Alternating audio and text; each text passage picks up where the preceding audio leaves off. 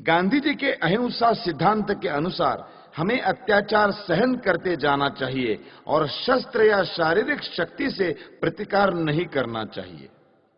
गांधी जी की अहिंसा उस सिंह की अहिंसा है जो उस समय अहिंसा का पुजारी हो जाता है जब वो सहस्त्रों गायों को खा पीकर थक जाता है। कानपुर में गणेश शंकर विद्यार्थी को मुसलमानों ने निर्दयता से मार दिया था। गांधी जी उनका उदाहरण देकर कहते थे कि इस प्रकार अहिंसा पर चलकर अपना बलिदान कर देना चाहिए। मेरा विश्वास है यह अहिंसा यानी नपुंसकत्व देश को नष्ट कर देगी और पाकिस्तान भारत पर आधिपत्य जमा लेगा। मुझे स्पष्ट दिखाई देता था कि यदि मैं गांधी जी का वध करूंगा तो मैं जड़ मूल से नष्ट कर दिया जाऊंगा। लोग मुझसे घृणा करेंगे। मेरा सम्मान जो मुझे प्राणों से अधिक प्रिय है नष्ट हो जाएगा। किंतु साथ में मैं ये भी जानता था कि गांधी जी सदा के लिए विदा हो जाएंगे तो देश की राजनीति में शस्त्र प्रयोग और प्रतिकारात्मक कार्यवाही को स्थान मिलेगा। देश शक्तिशाली होगा। मैं अवश्य मरूंगा किंतु देश अत्याचारों से मुक्त होगा। सब मुझे मूर्ख कहेंगे पर देश ऐसे मार्ग पर चलेगा जो उचित होगा। यही सोचकर मैंने गांधी जी का अंत करने की ठानी। मैंने अपना निर्णय किसी को नहीं बताया। 30 जनवरी 1948 के दिन मैंने गांधी जी का वध किया। मेरे पास कहने को और कुछ नहीं है। यदि देशभक्ति पाप है तो मैं पाप मानता हूं। मैंने पाप किया है। यदि प्रशंसनीय है तो मैं अपने आप को उस प्रशंसा का अधिकारी समझता हूं। मुझे विश्वास है यदि मनुष्यों द्वारा स्थापित न्यायालय से ऊपर कोई और न्यायालय होगा तो उसमें मेरे कार्य को अपराध नहीं समझा जाएगा। मैंने देश और जाति की भलाई के लिए यह काम किया है। मैंने उस व्यक्ति पर गोली चलाई जिसकी नीति से हिंदुओं पर घोर संकट आए और हिंदू नष्ट हुए। वास्तव में मेरे जीवन का उसी समय अंत हो गया था जब गांधी जी पर गोली चलाई थी। उसके पश्चात मैं अनासक्त जीवन बिता रहा हूं। मेरे लिए संतोष का विषय है कि मुझे कोई पश्चाताप नहीं है। हैदराबाद की समस्या में अकारण देर हो रही थी। सरकार ने गांधी जी के मृत्यु के बाद शस्त्र शक्ति से इस समस्या को ठीक रूप से सुलझा दिया है। भारत की आधुनिक राजनीति और सरकार अभी तक तो ठीक प्रकार से चलती हुई जान पड़ रही है।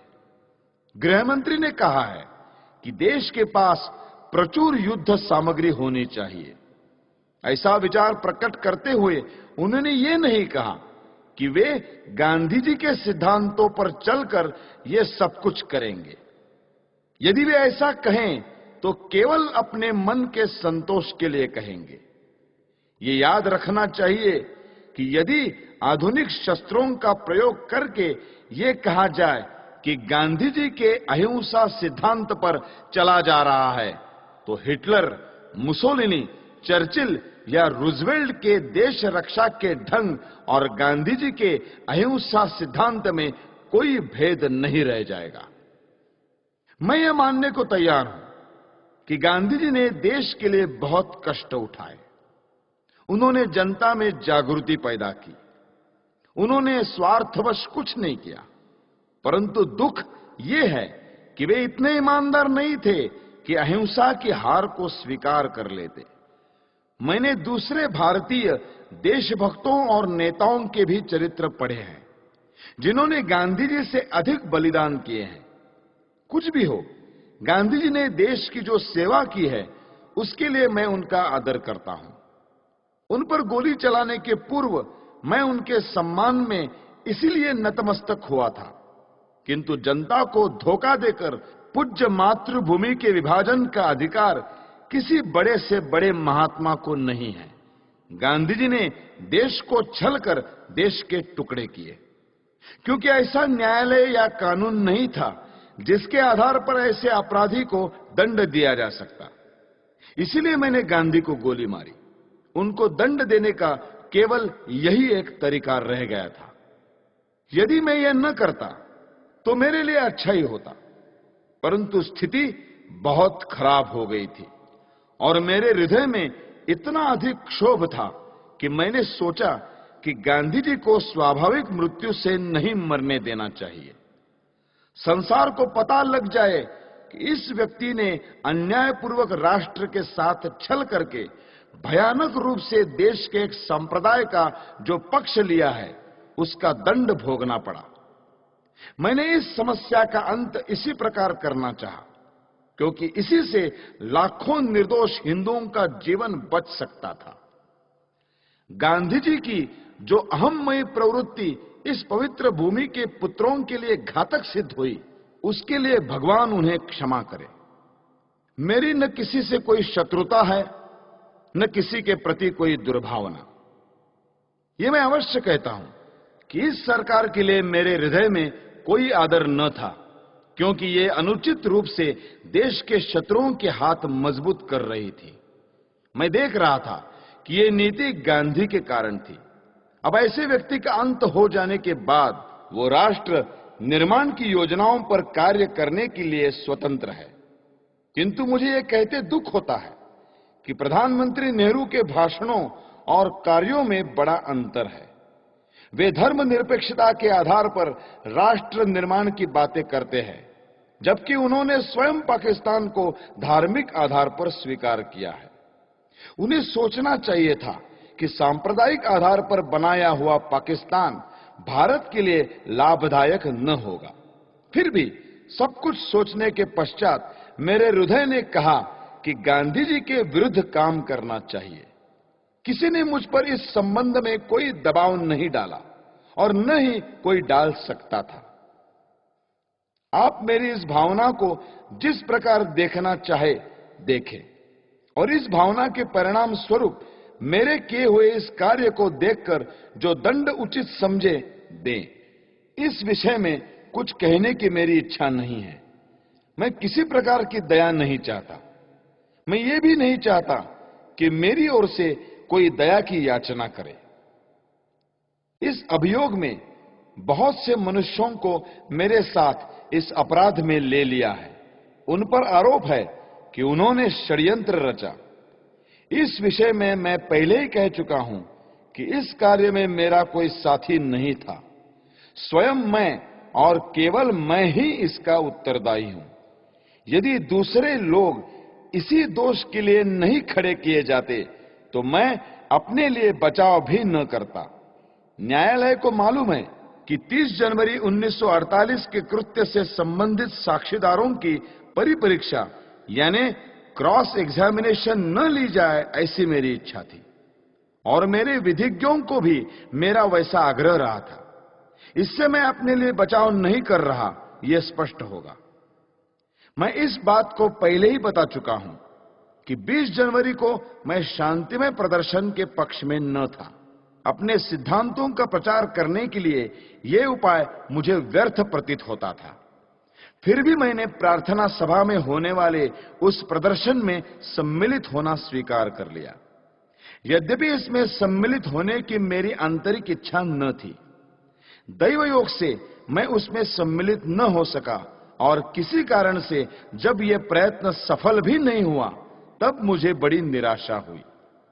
आप्टे और अन्य लोगों ने पूना, बंबई, ग्वालियर में स्वयं सेवकों के लिए जो परिश्रम किया था, उसका कुछ भी फल नहीं निकला।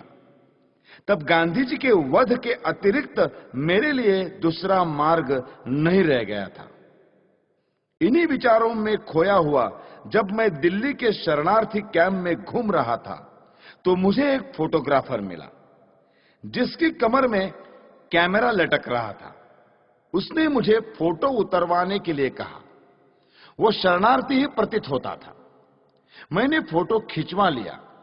जिस समय मैं स्टेशन पर आया, मैंने आप्टे को 2 पत्र लिखे, जिसमें अपनी मानसिक दशा का वर्णन किया और अपने फोटो भी भेज दिए। नानाराव आप्टे से प्रेस और पत्र के क्षेत्र में मुझसे घनिष्ठ संबंध थे। उन्हें मैंने एक पत्र व्यक्तिगत पते पर भेजा और दूसरा हिंदू राष्ट्र कार्यालय के पते पर। अंत में मैं ये कहना चाहता हूं कि जो वक्तव्य मैंने दिया है वो सत्य और शुद्ध है। प्रत्येक बात संदर्भ ग्रंथों को देखकर तैयार की गई है। मैंने सरकारी समाचार पत्र, इंडियन ईयर बुक, कांग्रेस का इतिहास, गांधी जी की आत्मकथा, समय समय पर प्रकाशित कांग्रेस के बुलेटिन, यंग इंडिया और हरिजन की फाइलें और गांधी जी की प्रार्थना सभा के भाषणों से ये वक्तव्य तैयार करने में सहायता ली है। मैंने ये लंबा वक्तव्य इसलिए नहीं दिया है कि लोग मेरे कार्य को सराहें, बल्कि इसलिए दिया है कि लोग मेरे विचारों को भली भांति जान जाए और किसी के मस्तिष्क में मेरे विषय में कोई भ्रांत धारणा न रहे। भगवान करे हमारा देश फिर अखंड हो और जनता उन विचारों का त्याग करे जो अत्याचारी के आगे झुकने की प्रेरणा देते हैं। भगवान से यही मेरी अंतिम प्रार्थना है। मेरा वक्तव्य अब समाप्त हो चुका है। आपने इसे ध्यान से सुना और सुविधाएं दी, उसके लिए मैं कृतज्ञ हूं। जिन्होंने इस बड़े अभियोग में मुझे कानूनी सहायता दी और जो पुलिस ऑफिसर इस अभियोग से संबंधित है, उनके प्रति मेरे हृदय में कोई दुर्भावना नहीं है। मैं उनके सद्व्यवहार के लिए उनका भी कृतज्ञ हूं। जेल के ऑफिसरों को भी धन्यवाद। उन्होंने मेरे साथ बहुत अच्छा व्यवहार किया है। यह सत्य है कि मैंने 300-400 लोगों के बीच दिन के समय गांधी पर गोलियां चलाई। मैंने भागने का कोई प्रयत्न नहीं किया। वास्तव में भागने का विचार मेरे मस्तिष्क में आया ही नहीं। मैंने अपने ऊपर गोली चलाने का प्रयत्न भी नहीं किया। आत्मघात करने का मेरा कभी विचार न था, क्योंकि मैं अपने विचारों को खुले न्यायालय में प्रकट करना चाहता था। आलोचनाओं के बावजूद भी मैंने जो कृत्य किया, उसके नैतिक पक्ष पर मेरी आत्मा कभी विचलित नहीं हुई।